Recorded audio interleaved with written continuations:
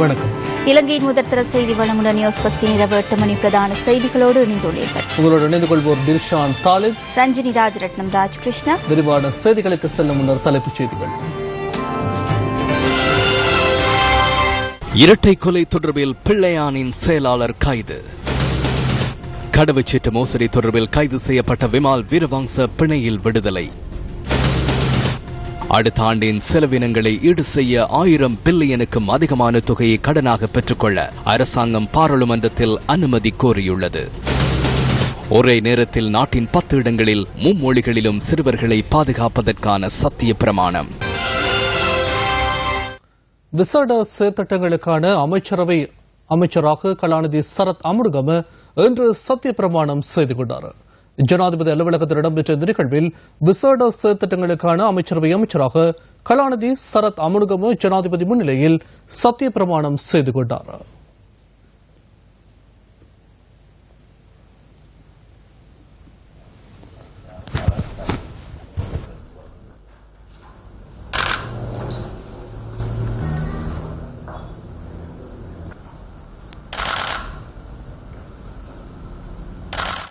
வரையறுக்கப்பட்ட கேபிட்டல் மகாராஜா நிறுவனத்தின் கீழ் செயற்படும் நிறுவனங்களின் அதிகாரிகள், அரசு மற்றும் தனியார் நிறுவனங்கள், சிவில் அமைப்புகள் மற்றும் சுயவிருப்பின் அடிப்படையில் இணைந்து கொண்ட மக்களின் பங்களிப்புடன் தெளிவூட்டல் நடைபவனி கொழும்பு மாநகர சபைக்கு முன்பாக ஆரம்பமானது.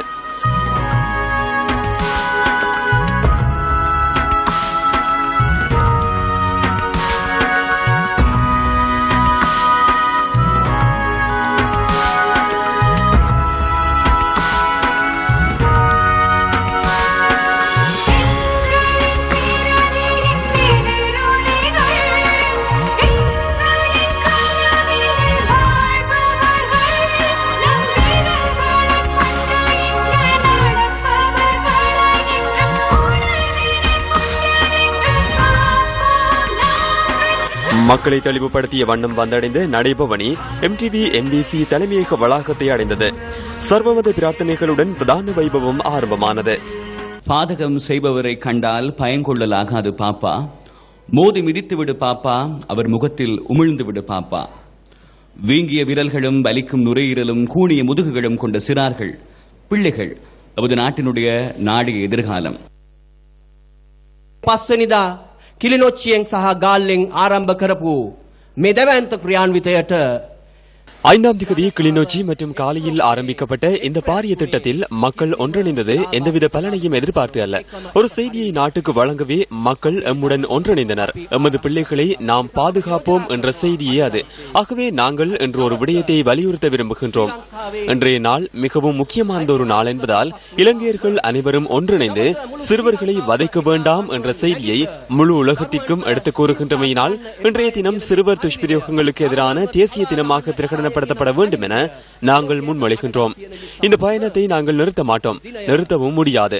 சிரச சக்தி ஊடக வலையமைப்பு நியூஸ் ஃபர்ஸ்டை முன்னோடியாக கொண்டு சமூகத்தை தூய்மையாக்கும் பணியை நாங்கள் நிறுத்தப் போவதில்லை. අපි නවතින්නේ නැහැ. මේ ගමන අපි නවතින්න නැහැ, නවතින්නත් බෑ.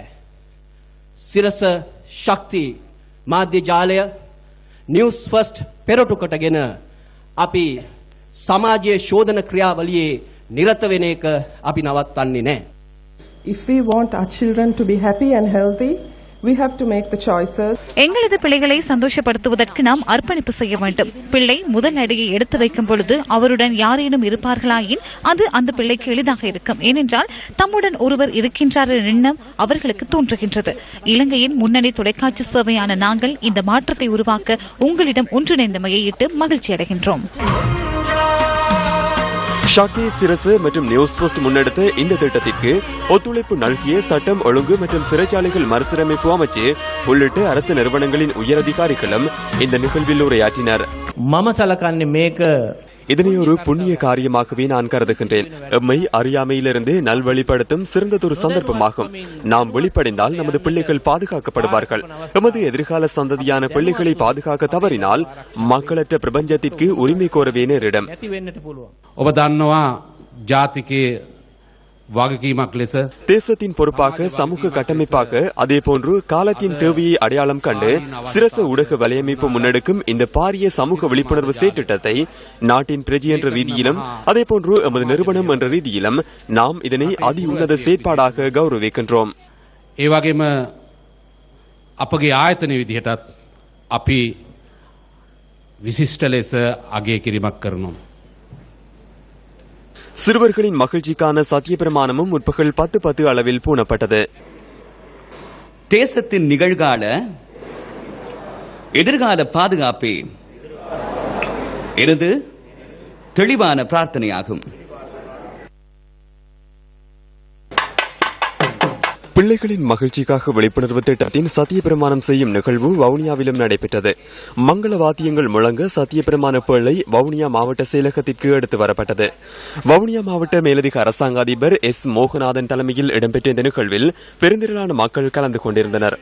வவுனியா இரம்பைக்குளம் மகளிர் கல்லூரி மாணவிகளின் நடனம் இந்த நிகழ்வை மேலும் அலங்கரித்தது.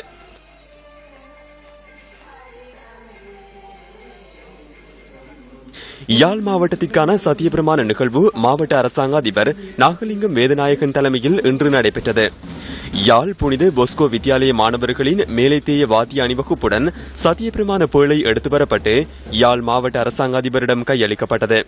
இதனையடுத்து சத்திய பிரமாணம் எடுக்கப்பட்டது. இதேவேளை மட்டக்களப்பு மாவட்டத்திலும் அரசாங்க அதிபர் PSM சார்ல்ஸ் தலைமையில் சத்திய பிரமாண நிகழ்வு நடைபெற்றது. கல்லடி புனித இன்னாசியார் ஆலய மாணவிகளின் வரவேற்பு நடனம் நிகழ்வை மெருகூட்டியது.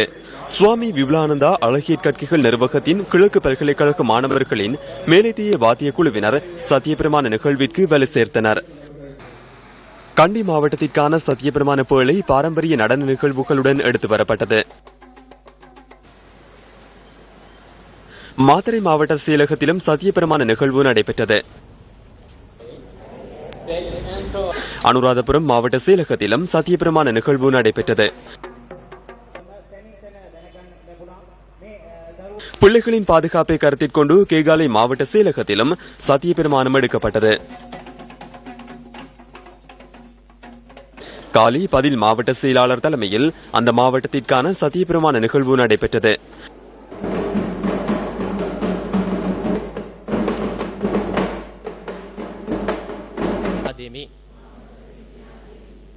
பிள்ளைகளின் மகிழ்ச்சிக்காக அனைவரும் ஒன்றிணைய வேண்டும் எனும் சத்திய பிரமாணம் நுவரெலியாவிலும் எடுக்கப்பட்டமை குறிப்பிடத்தக்கது.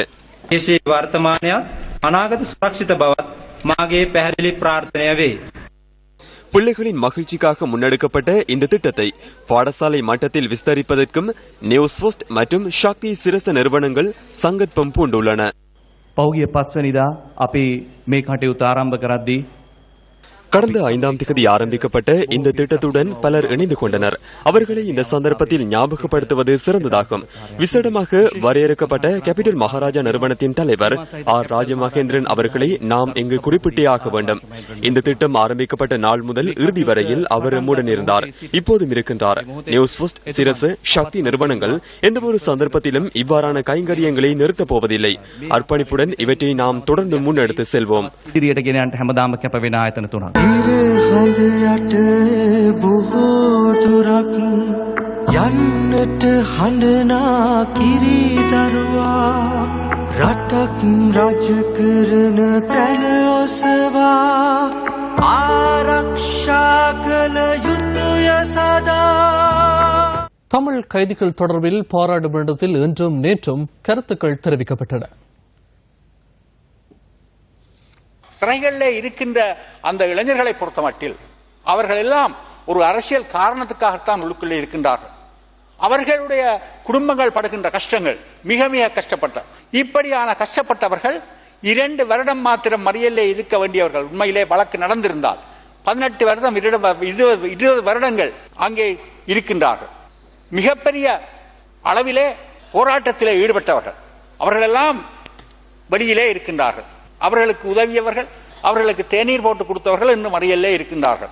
இதை நீங்கள் நன்றாக உணர வேண்டும். இந்த இளைஞர்கள் விடப்பட வேண்டும். மிகப்பெரிய தொகையும் அல்ல, 230-240 பேர் தான் இருக்கின்றார்கள். ஜேவிபியுடைய கிளர்ச்சி ஏற்பட்ட போது மிக பெருந்தொகையானவர்கள் பொது மன்னிப்பு கொடுத்து விடப்பட்டார்கள். ஆகவே இது ஒன்று பெரிய விஷயம் அல்ல.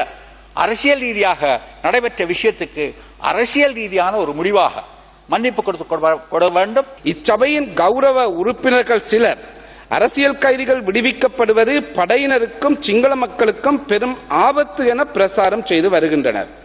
அவர்களை போர்க்குற்றங்களின் சாட்சிகளாக அரசாங்கம் பயன்படுத்த போகின்றது என ஒப்பாரி வைக்கின்றனர்.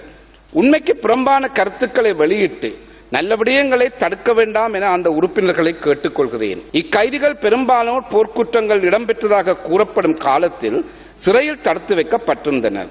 அவர்கள் எப்படி போர்க்குற்றங்கள் தொடர்பாக சாட்சி சொல்ல முடியும்? ஆனால் போர்க்குற்றங்கள் மனித உரிமை மீறல்கள் என்பன தொடர்பாக சாட்சியம் அளிக்க வெளியே ஏராளமானோர் உண்டு. அவர்கள் ஏற்கனவே பல நெருக்கீடுகளையும் தாண்டி சாட்சியம் அளித்துள்ளனர். எனவே அவர்கள் சாட்சி சொல்ல வேண்டிய தேவையே இருக்காது. செய்திகள் தொடர்கின்றன. தமிழ் மக்கள் விடுதலை புலிகள் கட்சியின் செயலாளர் பூபால பிள்ளை பிரசாந்தன் எதிர்வரும் திங்கட்கிழமை வரை தடுப்பு காவலில் வைக்கப்பட்டுள்ளார். இன்றைய தினம் மட்டக்களப்பு நீதவான் முன்னிலையில் ஆஜர்படுத்திய போது சந்தேக நபரை 3 நாட்களுக்கு தடுப்பு காவலில் வைக்க அனுமதி வழங்கியதாக காத்தான்குடி போலீஸ் பொறுப்பதிகாரி கூறினார். 2008 ஆண்டின் டிசம்பர் மாதம் 13ஆம் தேதி இடம்பெற்ற இரட்டை கொலை சம்பவம் ஒன்று தொடர்பில் சந்தேகத்தின் பேரில் பிரசாந்தன் காத்தான்குடி போலீசாரால் இன்று அதிகாலை கைது செய்யப்பட்டார். சந்தேக நபரை 3 நாட்களுக்கு தடுத்து வைத்து விசாரிக்க அனுமதி அளிக்குமாறு போலீசார் கோரிய நிலையிலேயே மட்டக்களப்பு நீதவான் அதற்கு அனுமதி அளித்துள்ளார்.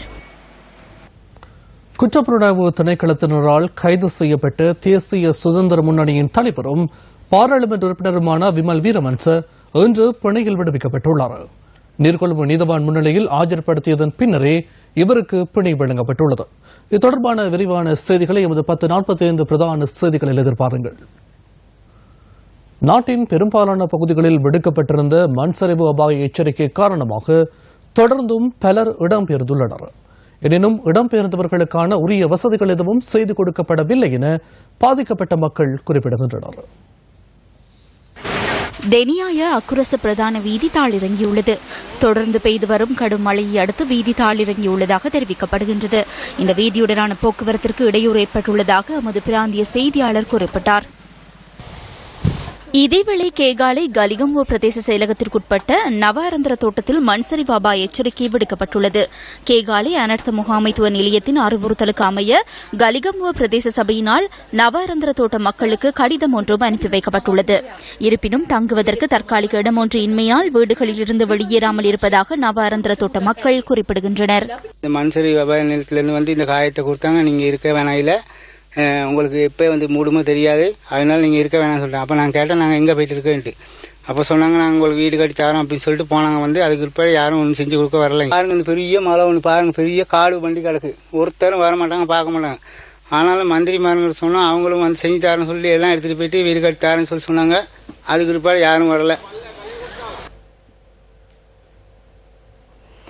அமைச்சர் ராஜித சேனாரத்னவின் அரசியல் கைதிகள் தொடர்பான கருத்து கைதிகள் மத்தியில் மீண்டும் பிரச்சினைகளை தோற்றுவிக்கும் என தாம் கருதுவதாக தமிழர் விடுதலை கூட்டணியின் செயலாளர் நாயகம் வி ஆனந்த சங்கரி தெரிவித்துள்ளார். இலங்கையில் அரசியல் கைதிகள் என யாரும் இல்லை என ஊடக சந்திப்பொன்றில் ராஜித சேனாரத்ன தெரிவித்த கருத்து தொடர்பில் ஆனந்த சங்கரி வெளியிட்டுள்ள அறிக்கையில் விசனம் தெரிவிக்கப்பட்டுள்ளது. குறித்த கைதிகள் குற்றம் செய்தோர்களா இல்லையா என்பது தமது பிரச்சினை அல்லவெனவும் அவர்கள் சிறைகளில் அதிக தண்டனை காலத்தை அனுபவித்து வருவதாகவும் அவர் சுட்டிக்காட்டியுள்ளார். அத்துடன் முன்னர் தடுப்பு காவலில் வைக்கப்பட்டிருந்த பலருக்கு பொது மன்னிப்பு அளிக்கப்பட்டதுடன் அவர்களுள் சிலர் தற்போது பாராளுமன்ற உறுப்பினர்களாக பதவி வகிப்பதாகவும் வி ஆனந்த சங்கரின் அறிக்கையில் சுட்டிக்காட்டப்பட்டுள்ளது. இந்த நடைமுறையை தற்போது தமிழ் கைதிகள் விவகாரத்திலும் அரசாங்கம் கையாள வேண்டும் என தமிழர் விடுதலை கூட்டணியின் செயலாளர் நாயகம் வலியுறுத்தியுள்ளார்.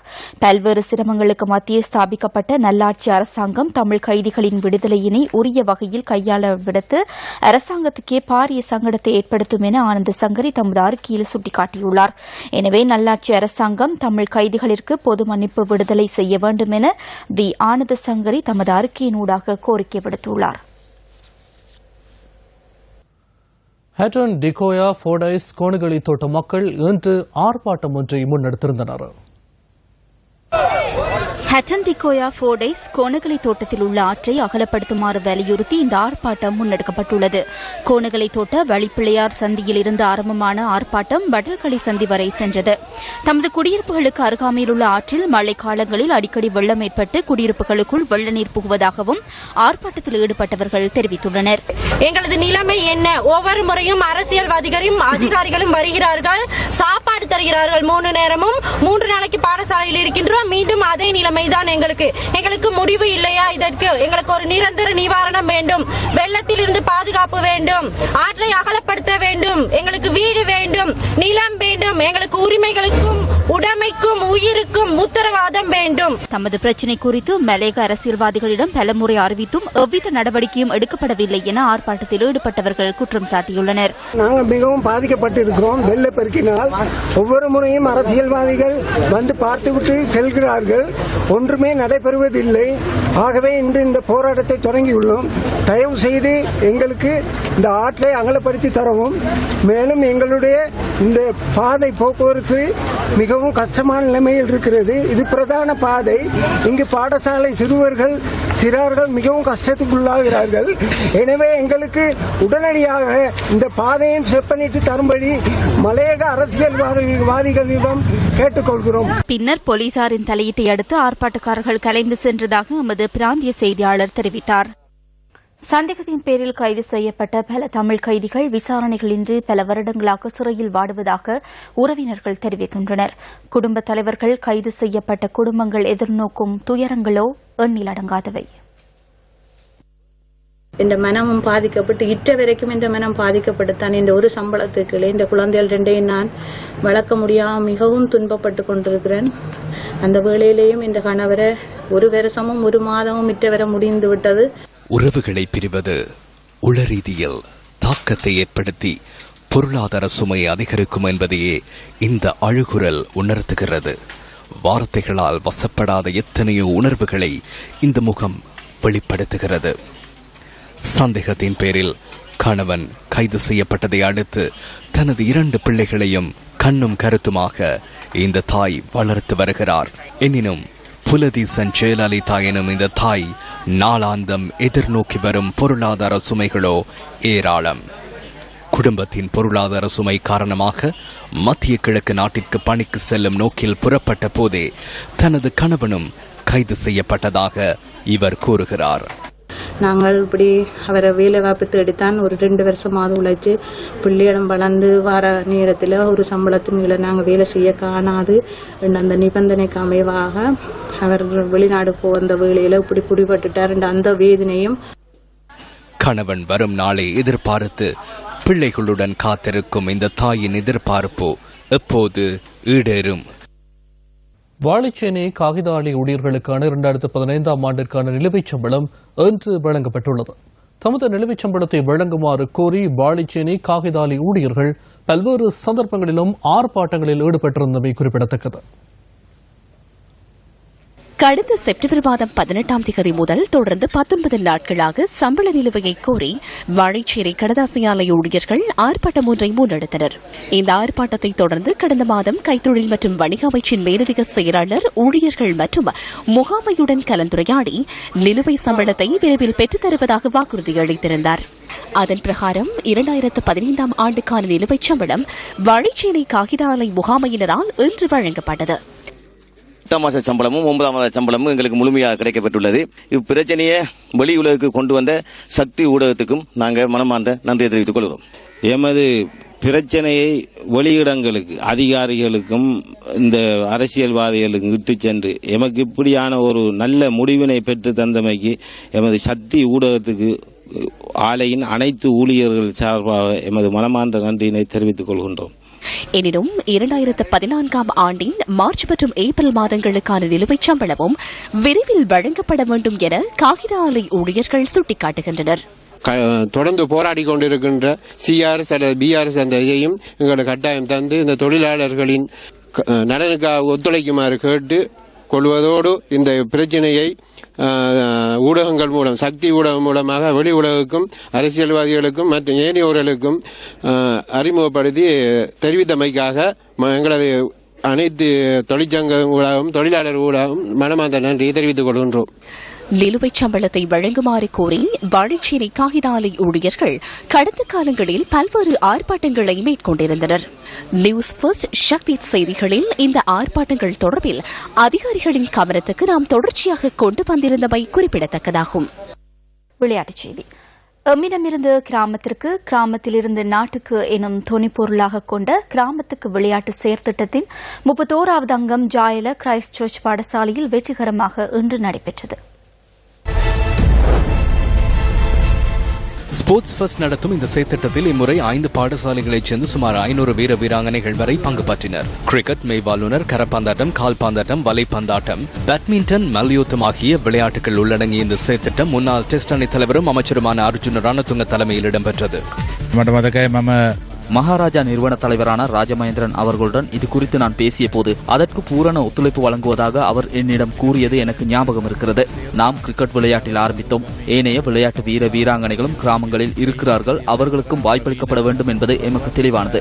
அதனால் சிரேஷ்ட பயிற்றுநர்களை இணைத்துக் கொண்டு கிராமங்களுக்கு சென்று சகல விளையாட்டுகளின் நுணுக்கங்களையும் அந்த பிள்ளைகளுக்கு கற்றுக் கொடுக்க தீர்மானித்தோம்.